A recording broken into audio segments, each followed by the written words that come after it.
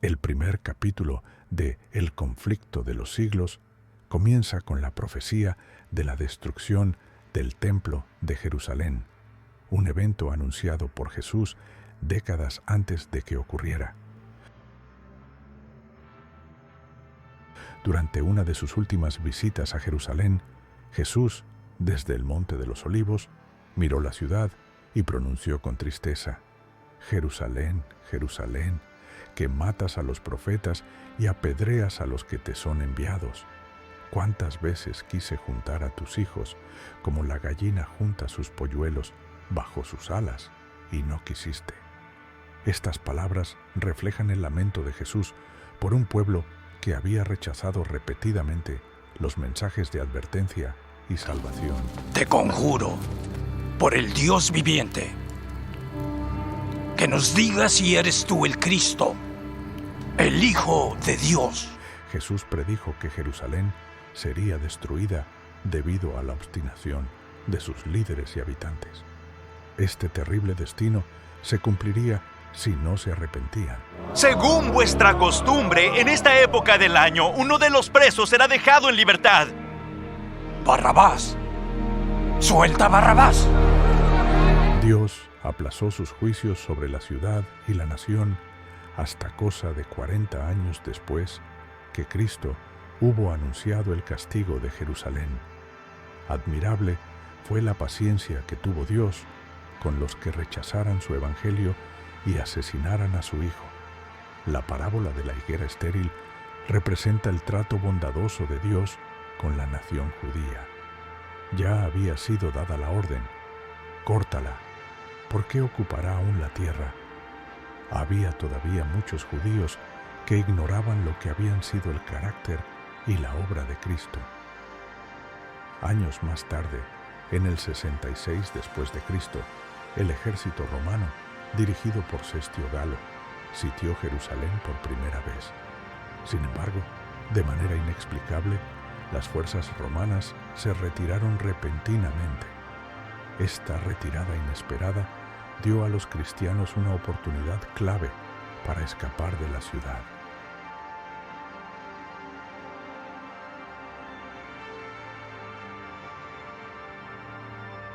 Jesús había advertido a sus seguidores que cuando vieran a Jerusalén rodeada por ejércitos, debían huir a las montañas. Los cristianos de Jerusalén, obedeciendo esta profecía, aprovecharon el retiro de las tropas romanas para escapar de la ciudad. Huyeron a Pella, una ciudad al otro lado del río Jordán, y se salvaron de la tragedia que estaba por venir.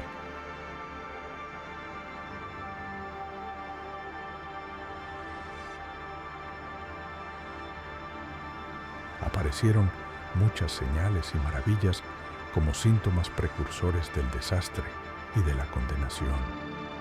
A la medianoche, una luz extraña brillaba sobre el templo y el altar. En las nubes, a la puesta del sol, se veían como carros y hombres de guerra que se reunían para la batalla. Los sacerdotes que ministraban de noche en el santuario eran aterrorizados por ruidos misteriosos. Temblaba la tierra y se oían voces que gritaban: «Salgamos de aquí». La gran puerta del oriente, que por su enorme peso era difícil de cerrar entre 20 hombres y que estaba asegurada con formidables barras de hierro afirmadas en el duro pavimento de piedras de gran tamaño, se abrió a la medianoche de una manera misteriosa. Por 7 años, un mensajero trató de traer al recuerdo de la nación las consecuencias que vendrían, pero este hombre, al igual que los mensajeros que Dios envió, fue torturado. Después de esta primera retirada, en el año 70 después de Cristo, las tropas romanas regresaron, esta vez lideradas por Tito, hijo del emperador Vespasiano. El sitio fue mucho más brutal y definitivo.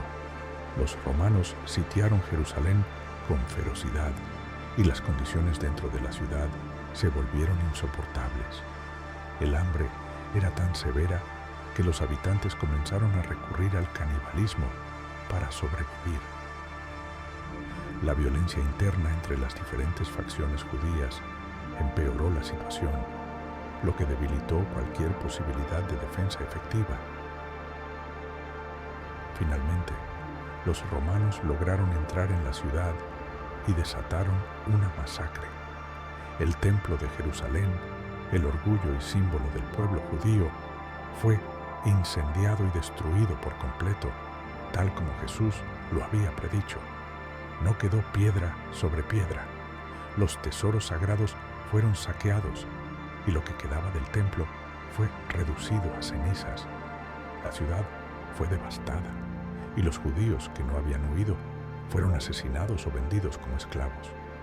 Este evento no solo marcó el fin del templo, sino también el fin del sistema de sacrificios que había sido el centro de la vida religiosa judía.